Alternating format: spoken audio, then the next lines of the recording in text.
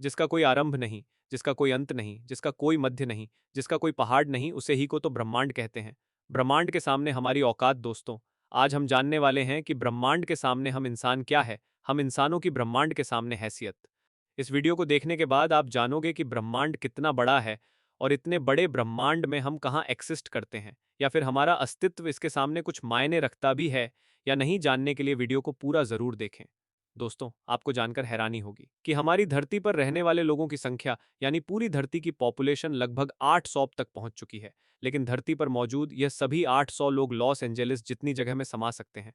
Los Angeles लगभग 1300 kilometre के area में फैला हुआ है। अगर हम बात करें हमारी धरती की, तो पूरी धरती लॉस एंजलिस से काफ़ी ज़्यादा बड़ी है। हमारी धरती का व्यास यानी धरती की मोटाई लगभग 13 किलोमीटर है। वहीं पर चांद का व्यास 3500 किलोमीटर है। चांद इतना बड़ा है कि इसके अंदर 1 लाख हिमालय जैसे पहाड़ समा सकते हैं।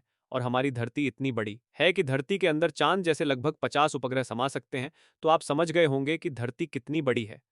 तो दोस्तों, जरा एक बार सोच कर देखिए, धरती के सामने हम कहाँ टिकते हैं। चांद धरती से 3,84,000 किलोमीटर की दूरी पर मौजूद है। इस दूरी के अंदर सोलर सिस्टम के सभी 8 ग्रह समा सकते हैं। अगर हम अपने सूरज की बात करें तो हमारा सूर्य धरती से 15 करोड़ किलोमीटर की दूरी पर मौजूद है। हमारे सूरज का व्यास लगभग 14 लाख किलोमीटर है। धरती के मुकाबले में सूरज इतना बड़ा है कि इसमें 13 लाख धरती समा सकती है। यानी सूरज की विशालता की कल्पना हम आंख बंद करके भी नहीं कर सकते। तो आप सोच लीजिए, हम इंसान सूरज की विशालता के सामने क्या औकात रखते। ना सिर्फ इंसान बल्कि सूरज की विशालता के सामने धरती और चांद की भी कोई हैसियत नहीं दिखाई देती। हमारे सौरमंडल के सबसे विशाल ग्रह जुपिटर के अंदर हमारी धरती जैसी 1,300 धरतियां समा सकती हैं। और जुपिटर जैसे 1,000 ग्रह सूरज के अंदर समा सकते हैं। तो दोस्तों, सूरज न सिर्फ धरती बल्कि जुपिटर की औकात से भी कई गुना बड़ा है। लेकिन औकात की बात करें तो यह तो बस एक शुरुआत है। अगर हम बात करें पूरे सौरमंडल की, तो हम सौरमंडल का व्यास 287 जॉब किलोमीटर है। इतने बड़े सौरमंडल में हमारे 8 ग्रहों के साथ 5 बौने ग्रह, लाखों एस्टेरॉयड और करोड़ों मेटेओरॉइड्स मौजूद है। सूरज से लेकर नेपच्यून तक की दूरी करीब 150 किलोमीटर है। ऐसे में अगर हम सूरज से लेकर नेपच्यून तक सूरज की लाइन बनाएं, तो इस लाइन में सूरज जैसे लगभग 3,000 सितारे समा जाएंगे। तो आप समझ सकते हैं कि सोलर सिस्टम की साइज के सामने सूरज कितना छोटा है। अगर प्लूटो से हम सूरज को देखें तो हमारा सूरज प्लूटो से कुछ ऐसा दिखाई देता है। हमारा सौरमंडल प्लूटो के बाद भी कई गुना आगे तक फैला हुआ है। यहां तक हम देख चुके हैं कि सूरज की साइज भी इतने बड़े सौरमंडल के सामने काफी छोटी पड़ जाती है। अगर हम और आगे की बात करें तो सूरज से और भी बड़े तारे अंतरिक्ष में मौजूद है। यह है वेगा स्टार, जिसका व्यास 38 लाख किमी है और इसमें सूरज जैसे लगभग 20 तारे समा सकते हैं। इससे भी बड़ा तारा है आर्कट, जो 3 करोड़ 60 लाख किलोमीटर चौड़ा है। इसमें सूरज जैसे 1,77,000 तारे समा जाएंगे। और इसके और आगे चलने पर ब्रह्मांड में एक और तारा है रीगेल, जिसका व्यास 11 करोड़ किलोमीटर है। इसके अंदर आर्किटस जैसे 50 तारे समा जाएंगे और सूरज जैसे 4,85,000 तारे समा जाएंगे। अब हम देख पा रहे हैं कि सूरज भी यहाँ आकर कितना छोटा पड़ रहा है। चलिए और आगे चलते हैं। ये हैं बीटल जूस, जिसका व्यास 123 करोड़ किलोमीटर है। इसमें रीगेल जैसे लगभग 1,400 तारे समा सकते हैं और सूरज जैसे लगभग 67 करोड़ तारे समा सकते हैं। अब आप सोच लीजिए, यहां आकर सूरज भी एक रेत के कण के बराबर लग रहा है। इसके आगे हम मिलते हैं वीवाई कैनिस मेजोर से, जिसका व्यास 200 किलोमीटर है। और इससे भी बड़ा तारा है यवाई स्कूटी, जिसका व्यास लगभग 240 लाख किलोमीटर है। और अब तक का झांत सबसे बड़ा तारा है स्टीफनसन 218, जिसका फैलाव 300 किलोमीटर के बराबर है। यानी इस तारे के अंदर सूरज जैसे 983 लाख तारे समा सकते हैं। ब्रह्मांड में अब तक इससे बड़ा कोई सितारा नहीं मिला है और इस तारे के सामने सूरज का अस्तित्व ना के बराबर है। ऐसे में हम इंसान और हमारी धरती तो इसके सामने कुछ भी नहीं है। जरा सोच कर देखिए, इस तारे के अंदर धरती का अस्तित्व मायने भी रखता है या नहीं। अब अगर हम बात करें ब्रह्मांड में इससे भी बड़ी संरचनाओं की, तो हम पहुंच जाते हैं कैट्स आई नेबुला के पास। यह आकार में 4 प्रकाश वर्ष बड़ी है। यानी प्रकाश को भी इसे पार करने में 4 महीने 26 दिन लगेंगे। यह ब्रह्मांड के सबसे विशाल तारे के मुकाबले कितना बड़ा है। इस नेबुला के अंदर स्टीफनसन जैसे लगभग 3,000 तारे समा जाएंगे। और इससे भी बड़ा हेलिक्स नेबुला है, जिसका व्यास 5 प्रकाश वर्ष है। यानी प्रकाश को इसे पार करने में 5 साल लगेंगे। और इसमें स्टीफनसन जैसे 15,000 तारे रखे जा सकते हैं। इससे भी आगे है ओरियो नेबुला, जो 24 प्रकाश वर्ष चौड़ा है। और इससे आगे हम में मिलता है ओमेगा सेंट्री लिंक, अपने अंदर समाने वाली। इन सबसे करोड़ों गुना विशाल ये है हमारी आकाश गंगा मिल्की वे, यानी मंदाकिनी आकाश गंगा, जो कि 1 लाख प्रकाश वर्ष के व्यास में फैली हुई है। यानी ये इतनी बड़ी है कि इसे पार करने में प्रकाश को भी 1 लाख साल लग जाएंगे। और आपको बता दें कि प्रकाश की गति 3 लाख किलोमीटर पर सेकंड है। हमारी इस आकाश गंगा में इस तरह के बड़े बड़े 400 तारे मौजूद है और इतने ही ग्रह इसके अंदर मौजूद है, तो यहाँ आकर आप कल्पना भी नहीं कर सकते कि यह कितनी बड़ी है।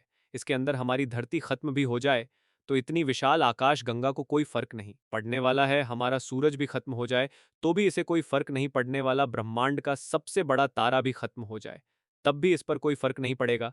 लेकिन ब्रह्मांड यहाँ भी खत्म नहीं होता है।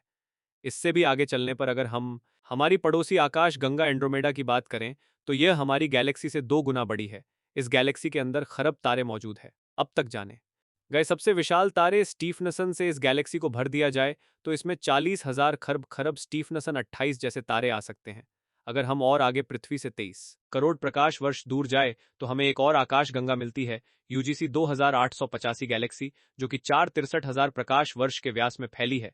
यह हमारी गैलेक्सी से 4 गुना बड़ी है और इसमें 50 खरब तारे मौजूद हो सकते हैं। पृथ्वी से 100 करोड़ प्रकाश वर्ष दूर इससे भी और भयानक और बड़ी गैलेक्सी है I-1101 गैलेक्सी, जो कि 40 लाख प्रकाश वर्ष के व्यास में फैली हुई है और इसमें 1,000 खरब तारे रहते हैं। इसके अंदर 300 से भी ज्यादा मिल्की वे गैलेक्सी जैसे आकाश गंगाएं समा सकती हैं। और अगर हम इससे आगे चलकर और देखें तो इससे भी ज्यादा बड़ी गैलेक्सी ब्रह्मांड में मौजूद है, जिसके सामने मिल्की वे आकाश गंगा भी कुछ नहीं है। पृथ्वी से 300 करोड़ प्रकाश वर्ष दूर यह है अल्कनियस गैलेक्सी, जो कि 1,60,00,000 प्रकाश वर्ष जितने व्यास में फैली हुई है। इसमें हमारी मिल्की वे गैलेक्सी जैसी 40 लाख गैलेक्सी समा जाएगी। अब हम ब्रह्मांड के काफी बड़े स्केल पर पहुंच चुके हैं, जहां हमारी गैलेक्सी जिसकी विशालता की हम कल्पना भी नहीं कर सकते, वह भी इसके सामने कुछ नहीं है। लेकिन अब अगर हम और आगे चले और पूरे ब्रह्मांड की बात करें तो हमारा पूरा ब्रह्मांड जिसे हमने अब तक ऑब्जर्व किया है वह 9300 प्रकाश वर्ष के व्यास में फैला है और इसके अंदर ऐसी 200 गैलेक्सी मौजूद है। और ब्रह्मांड के सामने तो सबसे बड़ी आकाश गंगा अल्क नियस गैलेक्सी भी कुछ हैसियत नहीं रखती। और जब इतनी बड़ी गैलेक्सी भी ब्रह्मांड के सामने कुछ नहीं है तो सूरज और धरती की तो बात ही छोड़ दीजिए, और हम तो इसके सामने कहीं नहीं टिकते। हमारे जैसे 800 लोग यानी हम सब पृथ्वीवासी मिलकर भी ब्रह्मांड के सामने कुछ भी नहीं है। बल्कि अगर इतने बड़े ब्रह्मांड में कहीं जीवन नहीं है और सिर्फ पृथ्वी पर ही जीवन है तो हम इतने बड़े ब्रह्मांड में काफी ज्यादा अकेले हैं। यहाँ पर ब्रह्मांड जो हमारी सोच से भी बड़ा है ये पूरी तरह से वीरान है। अगर ऐसा है तो यह काफी डरावना है। यह हमें बताता है कि हम कितने अकेले हैं, और अगर इसमें जीवन है भी तब भी हम कभी इतनी दूर तक एलियन से नहीं मिल सकते, और तब भी हम अकेले हैं इस ब्रह्मांड में, जबकि यह ब्रह्मांड भी यहां आकर नहीं थमता। क्योंकि फिलहाल हमने इससे आगे देखा भी नहीं है कि ब्रह्मांड का विस्तार और कितना आगे हो सकता है। अगर यह कहीं खत्म होता है तो उससे आगे भी क्या और ब्रह्मांड है, अगर हाँ तो क्या वह हमारे ब्रह्मांड से भी बड़े हैं? दोस्तों, इस तरह सोचने का कोई अंत नहीं। लेकिन एक बात तय यह है, अब तक ब्रह्मांड की जानी गई साइज के सामने हम कुछ भी नहीं है। और यही वजह है कि आज वैज्ञानिक भी ब्रह्मांड की इतनी बड़ी साइज को देखकर अचंभित है और यह मान चुके हैं कि इस ब्रह्मांड के सामने हम इंसान कुछ भी हैसियत नहीं रखते हैं। इतने बड़े ब्रह्मांड में हम एक छोटी सी गैलेक्सी मंदाकिनी आकाश गंगा में मौजूद एक छोटे से सोलर सिस्टम में बसने वाले एक छोटे से तारे के चारों ओर मौजूद एक बहुत छोटे से ग्रह पर स्थित काफी छोटे 200 देशों में रहने वाले 800 लोगों में हम में से एक इंसान इस पूरे ब्रह्मांड के सामने कोई हैसियत नहीं रखता। क्या आपके पास खुद पर घमंड करने के लिए कोई कारण है? किस वजह से आप खुद को स्पेशल समझते हैं? अगर आपके पास ऐसा कोई कारण है तो हमें बताइए, क्या वजह है कि आप खुद पर घमंड कर सकते हो? आज से 5.5 करोड़ साल पहले धरती पर एक ऐसी प्रजाति मौजूद थी जिसने करीब 10 करोड़ साल तक धरती पर राज किया, जो खुद आकार में हमसे कई गुना बड़ी और डोमिनेंट थी। लेकिन सिर्फ एक एस्टेरॉयड ने इस पूरी प्रजाति को खत्म कर दिया। ऐसे में हम इंसानों की क्या हैसियत है? सिर्फ एक पल में ब्रह्मांड आपके अस्तित्व को मिटा सकता है, आपके वर्तमान को इतिहास में तब्दील कर सकता है। तो बताइए, क्या कारण है? बड़ा ही हमारा ब्रह्मांड है, जैसे कि अभी हम ऑब्जर्वेबल्स यूनिवर्स यानी ज्ञात ब्रह्मांड में है, और यहां से आगे भी कुछ और है जो बहुत ही बड़ा और बहुत ज्यादा विशाल है, लेकिन वहां से हम तक कोई प्रकाश नहीं आ रहा है। वैज्ञानिकों का है ऑब्जर्वेबल्स यूनिवर्स की तरह यूनिवर्स हो सकते हैं, लेकिन वह हमारी पहुंच से इतनी ज्यादा दूर हैं कि हम अपने जीवन कल में उन्हीं कभी नहीं देख पाएंगे। लेकिन इसके बड़े में अभी कुछ नहीं कहा जा सकता है। लेकिन इतना कहना सही होगा कि ऑब्जर्वेबल्स यूनिवर्स है, हमारे ब्रह्मांड का आखिरी हिस्सा नहीं है, बल्कि इसके बाहर भी बहुत कुछ है। आखिर वो क्या हो सकता है इसके बड़े में? क्या कहना है आपका? अपनी राय देकर जरूर बताएं कि आपको महसूस हुआ कि आप इस ब्रह्मांड में कितने छोटे जीव हैं, या फिर हमारी पृथ्वी से ब्रह्मांड में कितनी छोटी सी है। इसलिए आपको ज्यादा घमंड नहीं करना चाहिए, क्योंकि जो आपको बहुत बड़ा दिखाई दे रहा है या जिसे आप बहुत बड़ा समझते हैं, वो इसे ब्रह्मांड में कुछ है ही नहीं। क्या अभी मेरी इस बात से सहमत हैं? कमेंट में लिखकर जरूर बताइएगा। एक बार फिर मिलते हैं, तब तक के लिए नमस्कार। जय हिंद, जय भारत।